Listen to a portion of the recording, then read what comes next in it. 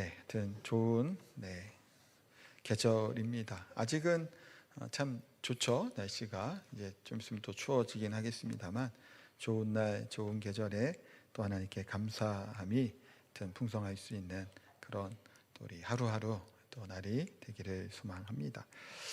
제가 보통 교회 소식 광고를 되게 좀 급하게 하죠. 빨리 끝내려고 하는 제가 그게 있어갖고 광고를 조금, 어떤 목사님은 광고를 막 되게 오래 한다 그러더라고요. 그래서 뭘 이렇게 하나, 그렇게까지 하는 건, 근데 저처럼 너무 이렇게 후다닥 빨리 끝내는 것도 좀 이제 그렇지 않나라는 생각을 또 한편, 제가 광고 끝나고 이제 저쪽으로 앉아 찬양대 할 때 그 생각이 문득 들어갖고 너무 빨리 이제 광고를 빨리 이렇게 해치워야 된다는 생각이 조금 있는 것 같아요. 그래서 좀 급하게 좀 여유 있게 좀 얘기하면서 하면 좋은데, 하여튼 좀 그런 부분이 하여튼 좀 있는 것 같습니다. 조금 여유 있게 해야 되겠다 생각도 들고, 또 뭐 설교 시간이 부족하다 보니까 많이 또 그런 쫓기는 것도 있는 것 같기도 하고요. 하여튼 오늘 또 빌립보서 말씀 계속 볼 텐데, 이제 4장에 들어섰습니다. 빌립보서는 몇 장까지 있을까요? 그렇죠, 이제 마지막 장이에요. 물론 조금씩 나가기 때문에 좀 몇 번 더 하긴 하겠습니다만 이제 빌립보서 이제 마지막 장입니다. 지난번에 에베소서, 빌립보서 이렇게 중요한, 이제 뭐 성경에 안 중요한 데가 없습니다만 이제 성경 우리가 또 이제 계속 보게 되는데요. 이제 잘 하여튼 우리가 빌립보서 말씀을 또 묵상하면서 또 이렇게 올해를 좀 이렇게 마무리했으면 좋겠다 생각을 합니다. 장사를 하고 기업을 운영하는 사람들의 목적은 뭘까요? 이윤을 남기고 뭔가 그걸 하는 게 목적이게 되겠죠. 이제 그런데 이런 말이 있었대요. 제가 이 드라마를 잘 보지를 않아서 잘 모르겠는데, 상도라고 하는 드라마를 예전에 했다고 하는데, 거기에 상인의 도를 얘기하면서 장사는 이윤을 남기는 것이 아니라 사람을 남기는 것이다 라는 얘기를 했답니다. 어떤가요? 장사하는 분들도 계시잖아요. 그런가요? 아니면 이윤을 남겨야 되는 건가요? 한편으로는 좀 철학적인 내용인 것 같기도 하고, 그래서 좀 동의가 되기도 하다가 좀 동의가 안 되기도 하는 내용인 것 같은데, 근데 이제 중요한 것은 이런 부분이 있는 것 같아요. 이 얘기가 왜 나왔는지 모르겠는데, 우리나라 이제 기업들이 있잖아요. 기업들이 대를 이어서 이렇게 기업을 이렇게 이끌고 되잖아요. 삼성 같은 경우도 이병철 회장에서 이건희 회장, 또 이제 이재용, 여기도 이재용 저기도 있습니다만, 이재용 회장으로 이어지는 하여튼 그런 이제 대를 이어서 지금 이렇게 기업을 운영하다 보면, 그 부모된 입장으로서 이익을 당장 얻는 것도 중요하겠지만 자녀를 바르게 교육하는 게 중요하지 않겠나는 생각을 좀 한편 해보게 돼요. 왜냐하면 열심히 아버지와 자신이 일궈놓은 회사가 자기 아들의 때 그냥 날라먹으면 뭐 어떻게 해요? 그걸 사실은 얼마나 사랑하는 그 기업 아닐까요? 얼마나 아끼고 정말 귀할까요? 오래전부터 이제 가족들이 이렇게 대를 이어서 하고 있으니까. 그러니 자녀들에 대한 교육과 그것을 아마 좀 철저하게 시키지 않을까 생각을 하게 돼요. 그런 입장에서 사람을 남기는 것, 사람을 세우는 것이라고 하면 의견 그럴 수 있겠다는 생각을 하기도 해요. 또한 저는 목사로서 이렇게 목회를 하는 것이 무엇일까라는 생각을 해보면, 결국 목회 역시 뭐를 남기는 걸까요? 사람을 남기는 거겠죠. 목회도 결국은 뭐 남기게 뭐 있을까요? 사실은 목회하는 것도 결혼 사람을 남기는 것이고, 누구도 아닌 예수님 그리스도의 제자를 남기는 일이겠죠. 결국은 예수님께서 베드로를 부르고 이렇게 이들을 부르실 때 뭐라고 부르셨나요? 내가 너희로 사람을 낚는 어부가 되게 하시겠다라고 부르셨습니다. 또 예수님께서 승천하실 때 모든 족속으로 제자를 삼을 것에 대해서 말씀하고 있죠. 결국 사람을 세우고 사람을 남기는 일이 교회가 해야 될 일이다라는 생각을 같이 해보게 돼요. 또 오늘 본문에 이제 로마에 갇혀 있는 이 바울 사도가 이제 4장이라 그랬잖아요. 이제 마지막 부분으로 이제 접어들고 있는데, 이 빌립보 성도들을 향해서 뭐라고 이제 얘기하고 있나요? 물론 4장 1절은 위에 하늘의 시민권과 이제 이어지는 내용이긴 합니다만, 이들을 향해서 바울이 뭐라고 얘기하죠? 나의 사랑하고 사모하는 형제들, 또한 기쁨이고 면류관이다라고 얘기를 해요. 지금 바울이 지금 형편이 어떤가요? 평생을 그렇게 복음을 전하다가 지금 갇혀 있잖아요. 그리고 몇 년 남았다고요? 대략 4, 5년. 이 땅을 떠날 시기까지가 얼마 남지 않았어요. 근데 빌립보 성도들이 갇혀있는 가운데 생각할 때마다 기도하고 감사한다라는 얘기를 우리 앞에서 하고 있었잖아요. 다시금 한번 이 얘기 잠깐 얘기할까요? 바울이 복음을 전할 때 빌립보 교회가 세워지잖아요. 그때 어떻게 세워지게 되나요? 원래 바울의 계획은 어디로 가려고 했다고요? 아시아로 가려고 했어요. 아시아가 우리나라인가요? 아니라 그랬죠. 소아시아 지역이라고 하는, 지금 따지면 뭐 터키 정도 되는 그 지역을 얘기하는 거예요. 그 당시에 거기로 가려고 했어요, 바울이 전도할 때. 근데 성령께서 바울을 그쪽으로 가서 하는 것을 막으시고 유럽으로 인도하신 겁니다. 그래서 이제 드로아라고 하는 곳에서 환상을 보게 되죠. 마게도냐 사람이 건너와서 우리를 도우라라고 하는 환상을 하나님께서 보여주시고 바울에게 앞으로 걸어가야 될 꿈과 비전과 해야 될 것들을 알려주셨단 말이에요. 그래서 하나님의 확실한 부르심 가운데 가려고 계획했던 것을 떠나 마게도냐 쪽으로 지나간 거예요. 유럽 쪽으로. 근데 와서 어떤 일이 있었나요? 복음이 막 폭발적으로 막 전해지는 일이 막 있었나요? 아니잖아요. 귀신 들려서 괴로워하는 이 여종을 보고 그를 귀신을 쫓아냈죠. 예수님의 이름으로 쫓아내게 됩니다. 그러면 좋고 끝내야 되는데 그 못된 주인이 있는 거죠. 왜냐하면 이 여종을 통해서 돈벌이를 하던 이 주인 입장에서는 아니 지금 중요한 이제 그 끊어졌잖아요. 그러니 바울과 실라를 고발하게 되고 바울과 실라는 빌립보 감옥에 갇히게 되죠. 심한 매를 맞고 갇혀 있게 됩니다.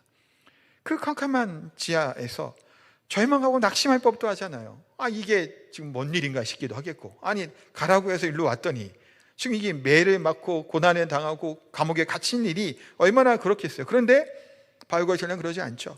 그 가운데서도 기쁨으로 하나님을 감사하며 찬양을 해요. 그때 무슨 일이 일어나게 되죠? 감옥 문이 탁탁탁 다 열려버리게 일이 일어나게 되잖아요. 그리고 나서 간수가 바울이나 다 도망간 줄 알고 뭐 하나요? 자살하려고 하죠. 그때 바울이 멈추라고 하고 우리 여기 있다고 얘기합니다. 그러면서 그에게 복음을 전하죠. 그 복음을 전하면서 나오는 유명한 성경 구절이 있죠. 뭐죠? 주 예수를 믿으라. 그리하면 너와 내 집이 구원을 받으리라는 얘기를 합니다. 그게 그 빌립보 성에서 나타났던 일이잖아요. 그 이후에 자주장사라고 하는 루디아를 중심으로 하는 그곳에서 유럽 최초의 교회가, 빌립보 교회가 세워지게 됩니다. 이처럼 하나님의 놀라운 역사를 알고 함께 하였던 이 성도들, 자주장 루디아와 그 여인들 장사하는 사람들과 함께 또 간수장들 다 회심했잖아요. 그 가족들도 그들을 중심으로 해서 이제 교회가 세워지게 된 거예요. 그러니 그들이 얼마나 사랑스럽고 얼마나 귀한 열매들이겠냐라는 거예요. 여기서 그들을 향해서 면류관이라고 얘기를 합니다. 면류관이 뭔가요? 우리 표대를 향해 그러게 얘기했지만 부르심의 상이 있고 우리가 면류관을 쓸 그때를 얘기하잖아요. 면류관은 올림픽이나 그런 경기에서 우승을 하게 되면 씌워지게 되는 그런 월계가 같은 것이 면류관이겠죠. 그러니까 최종적으로 여러분들이 나의 면류관인 얘기는 뭘까요? 빌립보 성도들이 승리의 증거고 상급이라고 하는 고백을 하고 있는 거예요. 즉 성도가 목회자의 가장 큰 자랑이고 상급이라고 하는 고백이죠. 이 면류관은 주께서 재림하실 그때 영광스럽게 그 자리에 서게 될 때 우리의 기쁨이 되고 소망이 되는 면류관임의 됨을 분명히 말씀합니다. 그런 이들 성도를 향해서 뭐라고 얘기하나요? 주 안에서 굳게 서라라고 얘기해요. 1절 말씀 다시 볼까요? 그러므로 나의 사랑하고 사모하는 형제들, 나의 기쁨이여 면류관인 사랑하는 자들아, 이와 같이 주 안에 서라 라고 말씀해요. 자, 여기 주 안에라고 하는 얘기는 사도 바울의 여러 서신과 신학적인 부분에서의 핵심적인 단어예요. 그래서 헬라어로는 엔크리스토라고 얘기를 합니다. 많이 들어보셨죠? 이거는 초대교회 당시부터 지금까지 굉장히 많이 쓰게 되고 이렇게 달고도 다니고 하는 거예요. 그만큼. 왜냐하면 그리스도 안에 있는 거, 예수 그리스도 안에 거한다라는 것은 우리의 신앙의 핵심 중의 핵심이잖아요. 그래서 주 안에서란 말은 한 160번 이상 기록할 만큼 굉장히 자주 쓰게 되는 표현이에요. 또한 여기서 서다라고 하는 말은요, 굉장히 강한 단어인데, 이 서다라는 것은 제가 이제 에베소서 설교할 때 그 전신갑주를 취하라 할 때 했던 설명이긴 한데요. 기억나시나요? 어디에 서 있는 걸까요? 의미가 두 가지인데 그 중에 하나는 전쟁터예요. 총탈이 빗발치는, 지금으로 따지면 그런 거죠. 예전 시대로 하면 뭐 화살이 빗발치는 거기에 굳게 서 있는 겁니다. 종군 기자라고 하는 사람들이 있죠. 그 사람들은 실제로 뭐 이라크, 이란 할 때 전쟁하고 할 때 거기 이제 막 취재하는 사람들 있잖아요. 가끔 뭐 영상 나오고 하는 게 다 그런 취재 때문에 되는 거죠. 이게 쉬운 일인가요? 민간인 신분으로 폭탄이 막 터지고 하는데 거기에서 취재한다라는 것이 이게 되겠나 싶은데 그런 사명을 갖고 취재하는 사람들이 있죠. 굳게 서는 거예요. 오늘 여기서는 뭐 그런 기자를 얘기하는 게 아니에요. 오히려 더 전방에 있는 군인들을 향해 하는 얘기예요. 믿음의 군인을 향해서 또한 얘기하기도 하죠. 굳게 서라는 겁니다. 전쟁터에 떠나지 않고 지켜낸다고 하는 의미가 있겠고요. 두 번째는 경기에 이제 또 적용되는 표현이기도 해요. 기권하지 말라는 거예요. 끝까지 경주로 달려갈 때 이와 같이 굳게 서라라고 하는 단어를 쓰게 돼요. 어떤 일이 있고 어떤 경험이 하더라도 이 땅을 살아가면서 어떤 시련과 문제 앞에서도 서 있으라는 거예요. 믿음으로 산다라는 것은요, 포기하지 않는 거예요. 물러서지 않는 겁니다. 굳게 지켜내는 거예요. 내 자리를 지켜내고 내 자리를 버텨 있는 것, 그게 신앙생활에 굉장히 중요한 부분이에요. 신앙생활에서 뭐가 중요할까라는 얘기를 뭐 몇 가지 할 수 있겠습니다만 그 중에 하나는 견뎌내고 버티는 거예요. 대단한 열매를 맺고 대단한 뭔가 성공적인 것을 하는 것, 너무 감사하고 좋은 일이에요. 해 나가는 건. 그러나 신앙이 그렇게 만만하지 않는 거예요. 신앙생활 한다는 것이. 믿음 가운데 살아간다는 것이 호락호락하지 않는다고요. 뭐 대단한 일이 일어날 것 같은 생각이 들지만 쉽지 않은 일이에요. 제가 군대에 처음에 갔을 때 군종이었던 이 소대, 제가 이제 철책에 처음에 올라갔거든요. 철책에 갔는데 그러니까 고립되어 있는 곳이었잖아요. 근데 군종이었던 이 사람이 제 분대장이기도 그래서 면담 같은 거 처음에 오니까 자대 배치 받고 뭐 쓴 적이 있는데 거기도 이제 군종이고 하니까 뭐 이런저런 얘기를 제가 그냥 했어요. 뭔 얘기를 했을까요? 나름 뭐 군대 가면서 또 전도도 해보고 막 그런 생각도 들었을 거 아니에요. 제가 또 이제 신학생이었으니까 뭐 그런 얘기를 했더니 그 선임이 했던 얘기가 비아냥거리면서 뭐라고 하더라고요. 니나 잘 생활하라고 뭐 되겠냐고 얘기를 하더라고요. 쉽지는 않더라고요. 물론 보니까 쉬운 일이 아니더라고요. 처음에 거기에 올라가서 적응하고 또 이렇게 생활하는 게 쉽지는 않더라고요.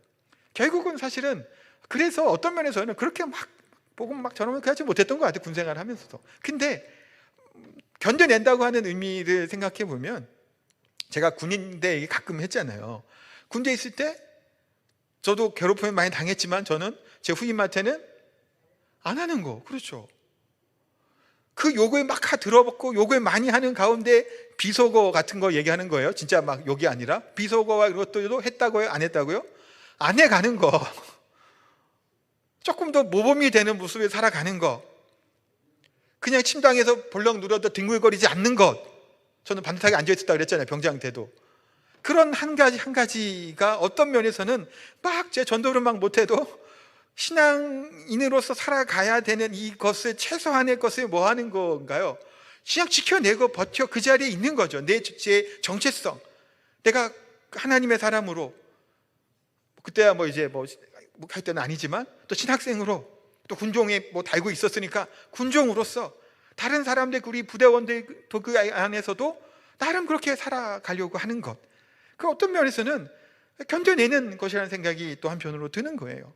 버텨내는 거죠. 그렇게만 살아가는. 우리 신앙생활이 대단히 뭔가를 우리가 이룰 것 같지만 뭐 그러기도 하죠. 물론. 그런데 많은 사람들이 이 믿음을 지킨다고 하는 거, 믿음을 뭐라고 얘기하고 그래서 지킨다는 표현을 쓰는 거예요. 하나님께서 성경에서도 견뎌내는 겁니다. 또 때로는 교회에서 신앙생활 할 때 실망하는 경우들이 있잖아요. 목회자는 저를 보고도 아니 저렇게 목사님 저렇게 설교하더니 그렇게 사는 것 같지도 않고 하면서 실망할 수도 있겠죠. 또한 우리 안에서도 믿었던 사람들끼리 때로는 실망하는 경우들이 있습니다. 그러다 보면 상처가 되고 아픔이 되죠. 교회를 떠나는 경우들 또한 종종 발견하게 됩니다. 그리스도인들은요, 우리는요, 주 안에서 굳게 서 있어야 된다는 거예요. 우리가 위치하는 이 자리가 우리에게 분명히 있다는 겁니다.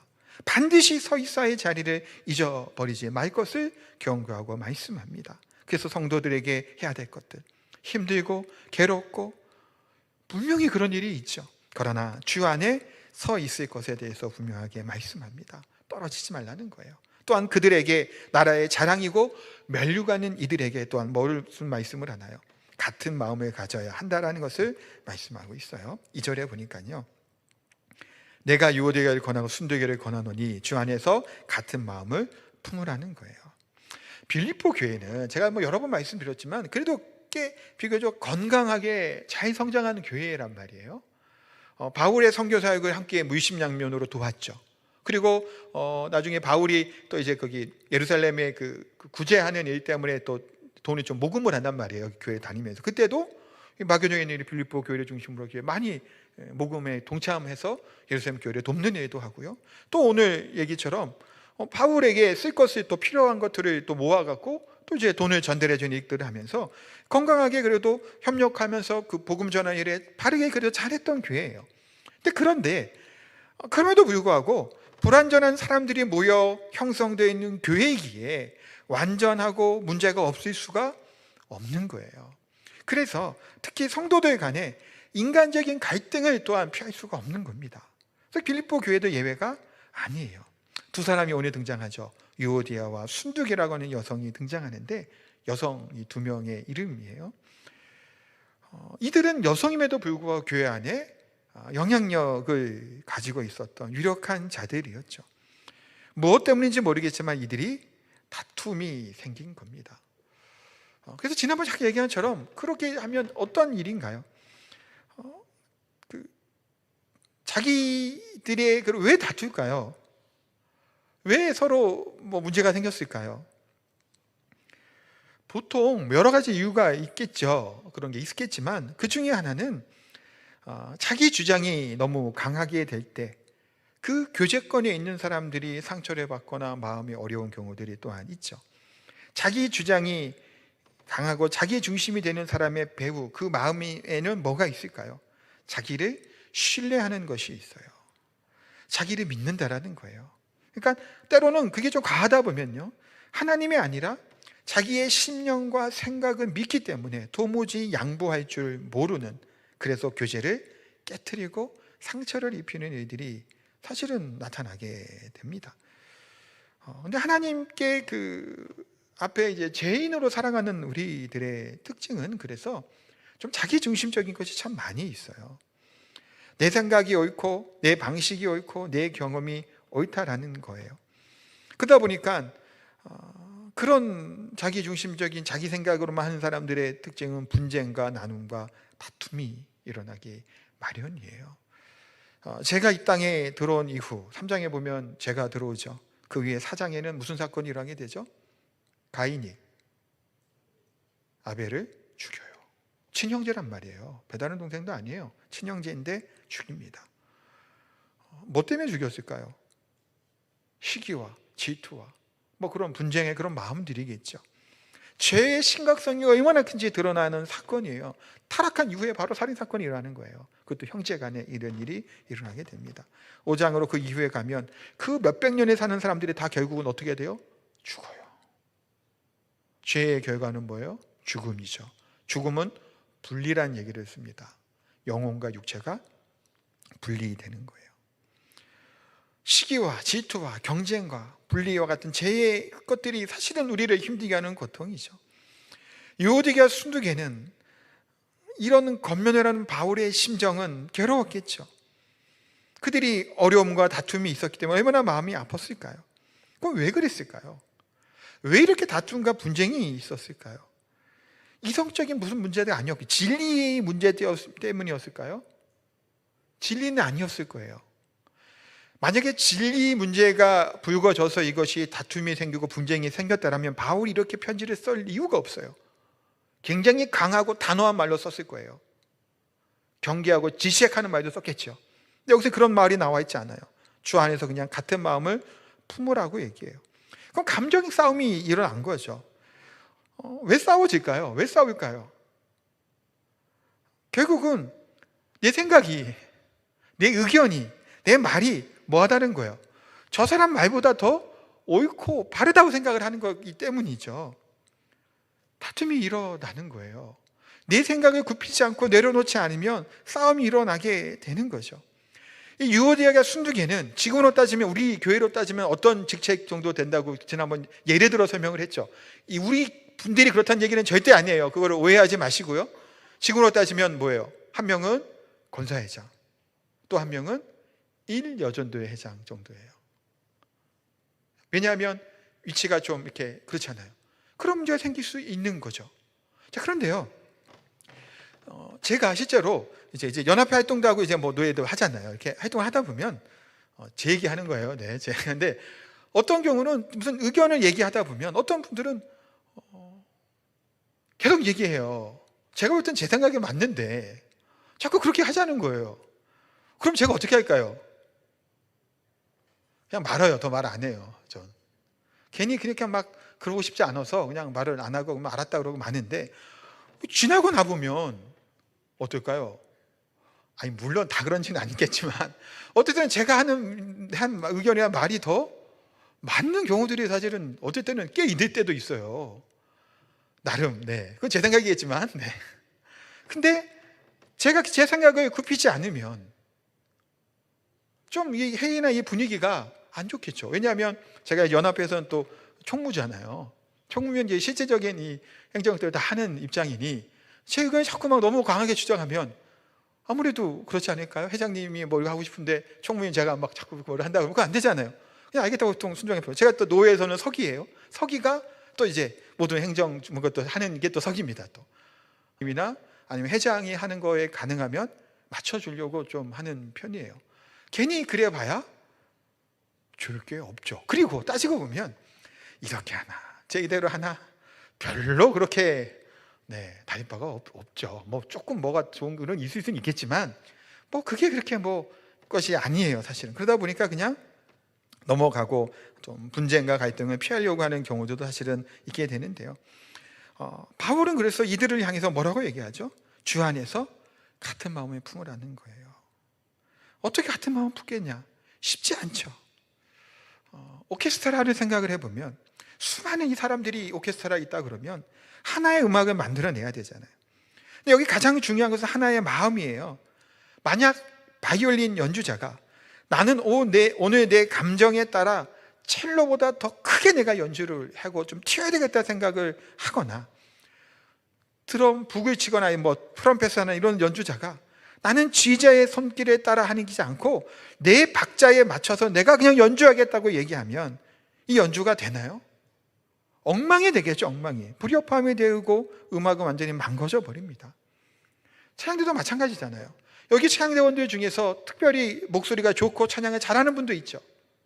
근데 그분이 내가 잘한다고 소리를 그냥 크게 소리를 내면 이렇게 뭐 모르겠어요. 죄송해요. 이렇게 소리를 막 질러대면 소리가 나오나요? 여기서? 안 돼요. 그러면 제가 연합회 하다 보니 이제 성악한 장로님도 막 계셔가지고 같이 특송을 하는데, 지난번에 하는데 소리가 되게 좋으시고 잘하시는데 굉장히 억누르더라고요. 자기 소리를.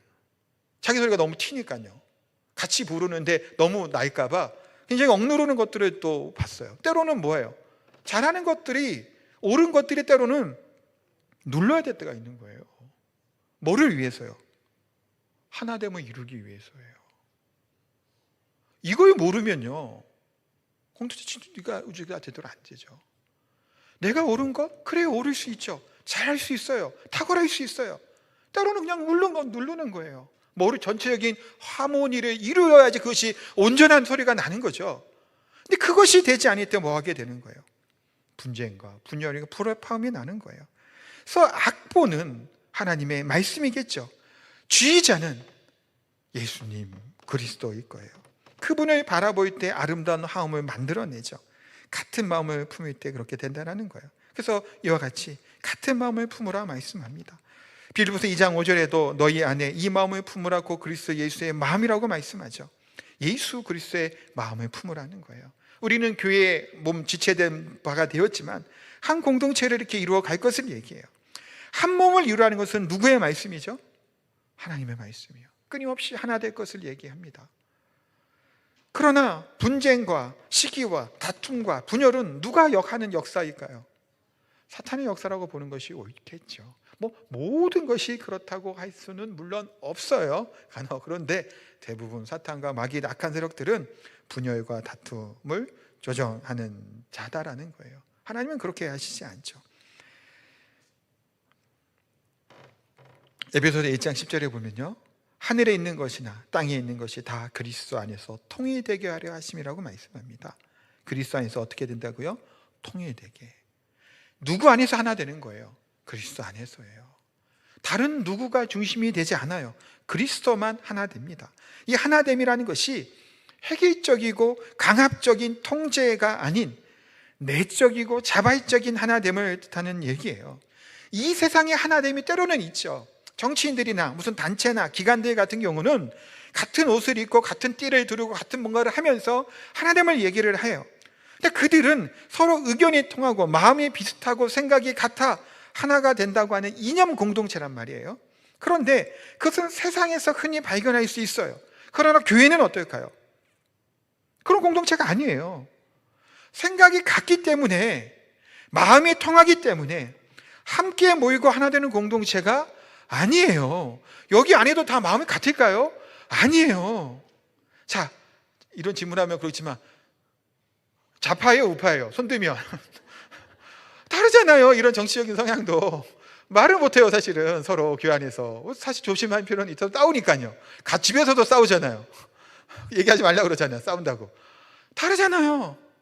그런데 이 세상의 들은 그들끼리 모이잖아요. 같은 이념을 가지고. 우리는 그렇지 않아요. 뭐 때문에 모이는 거예요? 예수님 때문에 모이는 거예요. 하나님의 귀한 말씀 때문에. 사랑하는 지체들이 나의 기쁨이고 멸류관인 줄 알고 그를 위해 희생하고 자기를 부정할 줄 아는 곳이 어디라고요? 교회라는 거예요. 세상과 달라요. 우리는 그래서. 근데 교회가 문제가 없어야 된다고만 얘기할 수는 없어요. 왜냐하면 문제 없을 수는 없으니까요. 근데 우리 같은 사람들이 모여 있는데 어떻게 문제가 없겠냐라는 거예요. 잘 생각해 보세요. 문제가 있는, 다툼이 있기도 하고 때로는 우리가 그런 경우가 있을 거 아니에요. 우리가 있다 보면. 그러면 누구 생각하지 마시고요. 이 사람 때문에 조금 문제 있는 거 생각하지 마시고 나를 생각해 보세요. 나 같은 사람이 있는데 문제가 안 생길 수 있나요? 잘 보세요. 나 그렇게 괜찮지 않아요. 저 사람만 좀 안 좋은 것 같지만 실상 그 사람이나 이 사람이나 나나 별로 그렇게 차이가 나는 게 아니에요. 근데 나 같은 사람이 있는데, 나 같은 사람이 여럿 있어요. 똑같은 사람이. 이런 욕이라고 해야 되나? 하잖아요. 딸이 하도 힘들게 하면 엄마가 딸한테 뭐라 그래요? 너도 커서 너 같은 딸 낳아라 그러죠. 그런 게 바로 누구예요? 나라는 거예요. 문제가 생길 수밖에 없죠. 근데 그 문제를 다루는 방식과 그것은 세상과 다른 거예요. 무엇 때문에 우리가 연합하고 내 생각을 내려놓고 상대방의 말에 귀를 기울일까요? 무엇 때문에 절대로 포기하지 않고 끝까지 같이 가려고 애쓰고 기다려주고 하는 걸까요? 무엇 때문일까? 그것이 교회 성도들의 핵심이죠. 그래서 바울은 뭐라 그러죠? 주 안에서 같은 마음을 품으라고 말씀합니다. 누구 때문에? 예수님 때문에. 또 주님의 귀한 이 말씀 때문에, 하나님이 하나 되게 하신 것을 힘써 지키라고 하는 그 교회이기 때문에 지금 감옥에 있으면서도 빌립보 성도들을 향해서 뭐하라고 얘기해요? 하나 될 것을 얘기해요. 그러면서 또 뭔 얘기를 마지막에 하나요? 함께 멍에를 메고 도우라고 얘기합니다. 멍에가 뭔가요? 소가 바깥에 이렇게 하는 게 멍에라 그러잖아요. 한자 끄면 이상이 없겠지만 보통 2마리도 끄기도 하고 하죠. 함께 멍에를 메라고 얘기를 해요. 멍에라는 말은요, 짝을 이룬 소라고 하는 뜻의 의미를 또 가지고 있는데 함께 이 짐을 지라는 거예요. 그런데 이것이 조금 더 깊이 있게 생각해 보면 각자의 짐을 지되 같은 방향을 보고 걷는 것이라는 의미를 또 갖고 있습니다. 같은 방향이 뭘까요? 복음이에요. 예수 그리스도죠. 그분을 향해 같은 방향으로 걸어가는 거예요. 예수님께서도 마태복음 11장 28, 29절에 수고하고 무거운 짐진 자들 다 내게로 오라. 내가 너희를 쉬게 하리라. 나는 마음이 온유하고 겸손하니 나의 멍에를 메고 내게 배우라. 그리하면 너희 마음에 쉼을 얻으리니 라고 말씀하고 있습니다. 우리 동역자들은, 그리스도 안에 한 형제된 우리들은 함께 멍에를 매죠.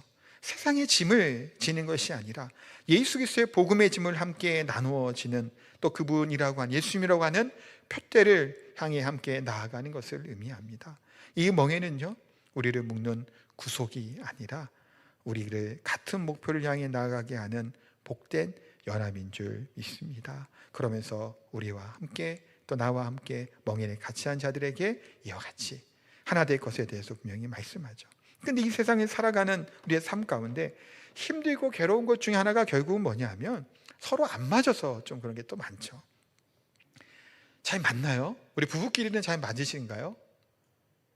안 맞죠? 네, 목사님. 뭐 크게 얘기해도 되잖아요, 목사님. 그렇죠? 안 맞죠, 사실은. 오늘 일부 예배는 이은영 집사님 너무 고개를 끄덕끄덕 하셔갖고 제가 그랬는데, 누구나 다 그렇죠. 안 맞아요. 제가도 얘기했지만 저랑 제 아내랑 MBTI가 거꾸로라 그랬잖아요. 완전히 반대예요. 안 맞아요. 근데 그 안 맞는 거를 맞춰주고 살아가야 되니 어떤가요? 힘들죠. 내 자식도 안 맞잖아요. 근데 나를 닮아서 어떨 때 너무 안 맞을 때가 있죠. 나랑 너무 비슷해갖고 어떨 때는 막 화가 나고 그런 거 없나요? 자기 모습을 보기 때문에 때로는 부모가 화를 내요. 내 안주 아니까 나처럼 안 되기 바라니. 그거 사실 화를 낼 때가 있단 말이에요. 그러니까 안 맞아요. 사실은 이런저런 생각해 보면 직장 생활할 때도 직장 동료들이 다 만나요? 안 맞죠. 그것도 얼마나 안 맞아요. 교회 안에 옆에 있는 분들 보세요. 잘 만나요? 그렇게? 뭐 그냥 그렇게 뭐 맞는지 모르겠어요. 때로는 안 맞죠. 그렇게 안 맞은 우리가 살아가요. 교회 안에도 잘 안 맞아요, 사실은. 그래서 교회를 우리가 뭐 정하고 다니는 것도 쉽지 않잖아요. 근데 정력자라는 게 뭐예요? 3절의 표현대로 함께 멍에를 매는 자들이죠. 그래서 해병대 훈련 받을 때 이렇게 본 영상이 있는데 한 8명의 해병대원들이 고무보트를 메고 뭐 이렇게 뛰고 많은 게 있다 그러더라고요. 얼마나 힘들까요? 그 무겁다 그러더라고요. 근데 고무보트가 딴 거부가 뭐 될 때도 이 피아노를 옮기는데 이게 우리 이재용 목사님이 좀 머리를 써갖고 이제 힘을 덜 주는 거예요. 제일 힘을 줘야 되는 분이 만약 힘을 덜 주면 옆에 있는 이정국 장로나 집사님 같은 경우 이거 어떻게 들고 가냐고 이거를. 은근슬쩍 얼굴에는 힘 주는 척하면서 힘을 슬쩍 빼면 힘들어요. 다 무게를 감당해야 견뎌낼 수 있죠. 하나는 힘들죠. 2개는 괜찮죠. 삼겹줄은 끊어지지 않는다라고 말씀하는 것처럼 우리가 함께, 물론 교회에는 중심 핵심적인 것은 뭐 한두 사람이 하는 경우도 많이 있지만 같이 우리가 요령을 피우거나 낙오하지 않고 함께 멍에를 매게 되는 공동체가 바로 우리 교회의 공동체인 줄 믿습니다. 사랑하는 성도 여러분, 이제 말씀을 정리하고 마치겠습니다. 우리가 살아가는 인생이 이처럼 잘 맞지도 않고 때로는 불편하기도 하고 답답하기도 하죠. 그런데 우리의 자랑은, 우리의 소망은 뭘까요? 지금 바울은 빌립보 성도들을 향해서 나의 자랑이고 나의 면류관이라고 얘기를 합니다. 저도 이제 목회자로서, 목사로서 우리 성도분들과 함께 제가 이제 취임한 이후에 지금 7년을 보내고, 그 전문에부터는 좀 더 있었죠. 하여튼 보내고 있습니다만 제 자랑이 결국은 누가 될까요? 여러분들이 되는 거예요, 사실은. 제가 목회자들끼리 모임을 하고 뭐 만나잖아요. 그러면 이런저런 얘기를 하다 보면 때로는 무슨 얘기를 할까요? 자기 교회 성도 자랑을 때로는 합니다. 뭐 자식 자랑하고 뭐 하는 것처럼 비슷하죠, 사실은. 우리 성도도 이렇다라는 얘기를 하는 거예요.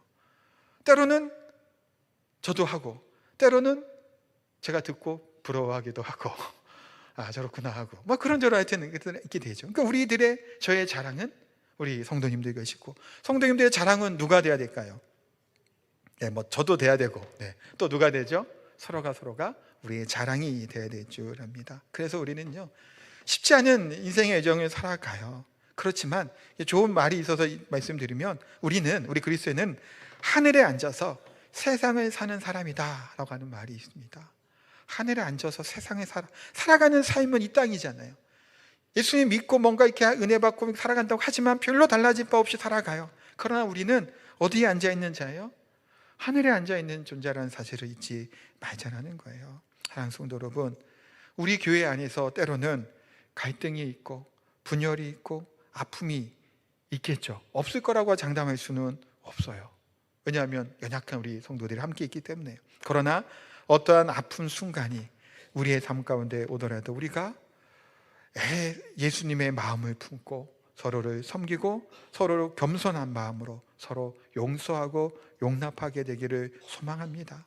그래서 그 지체들의 문제를 남의 문제와 지적하는 문제로만 하는 것이 아니라 내 문제인 것처럼 함께 지고 화평을 이루게 되기를 소망합니다. 그래서 이 다름과 차이가 많은 우리 공동체이지만 이 불협화음으로 되어가는 것이 아니라 획일적이고 단위적인 소리만 내는 것이 아니라 다르기에 오히려 이 다름이 하나됨으로 말미암아 풍성한 성령의 은혜들이 우리 가운데 넘쳐나고 연합과 하나됨을 이루어갈 수 있는 우리의 자랑과 면류관이 되는 우리 사랑하는 성도들 다 되시기를 예수님의 이름으로 축복하고 기도합니다. 아멘. 우리 찬양하겠습니다.